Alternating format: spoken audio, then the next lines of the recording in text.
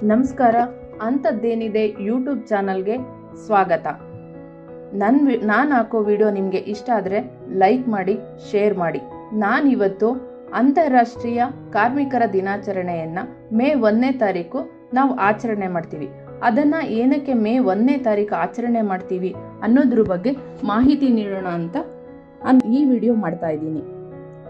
ಶ್ರಮಿಕ ವರ್ಗದ ಮಹತ್ವ ಹಾಗೂ ಅವರ ಅಗತ್ಯವನ್ನು ತಿಳಿಸುವ ಮತ್ತು ಅವರಿಗೆ ಗೌರವವನ್ನು ಸಲ್ಲಿಸುವ ಉದ್ದೇಶದಿಂದ ಈ ಅಂತಾರಾಷ್ಟ್ರೀಯ ಕಾರ್ಮಿಕ ದಿನಾಚರಣೆಯನ್ನು ಮೇ 1ನೇ ತಾರೀಕು ನಾವು ಆಚರಿಸ್ತೀವಿ.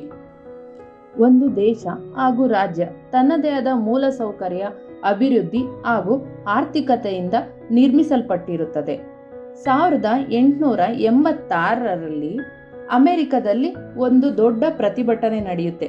ಅಲ್ಲಿ ಕಾರ್ಮಿಕರ ಸಮಯವನ್ನು ನಿಗದಿಪಡಿಸ್ಬೇಕಂತೇಳಿ 8 ಗಂಟೆಗಳ ಕಾಲ ಸಮಯನ ನಿಗದಿಪಡಿಸ್ಬೇಕಂತೇಳಿ ಒಂದು ಪ್ರತಿಭಟನೆ ನಡೆಯುತ್ತೆ.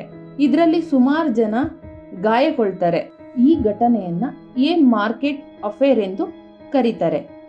ಈ ಒಂದು ಘಟನೆ ಅಂತಾರಾಷ್ಟ್ರೀಯ ಕಾರ್ಮಿಕ ದಿನಾಚರಣೆಗೆ ನಾಂದಿಯಾಗುತ್ತೆ.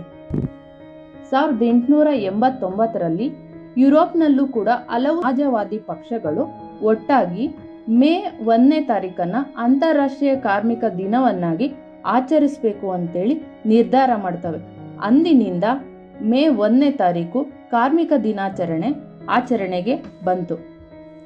ಯಾವುದೇ ಒಂದು ದೇಶ ಕಾರ್ಮಿಕ ವರ್ಗದವರನ್ನು ಹೆಚ್ಚು ಶೋಷಣೆ ಮಾಡದೆ ಅವರ ಯೋಗಕ್ಷೇಮವನ್ನು, ಅವರ ಕುಂದುಕೊರತೆಗಳನ್ನು ಆಲಿಸಿ ಅವರಿಗೆ ಏನು ಬೇಕೋ ಅದನ್ನೆಲ್ಲ ಮಾಡಿ ಅವರನ್ನು ಚೆನ್ನಾಗಿ ನೋಡಿಕೊಂಡಾಗ ಆ ದೇಶದ ಅಭಿವೃದ್ಧಿ ಉನ್ನತ ಮಟ್ಟಕ್ಕೆ ಏರುತ್ತದೆ.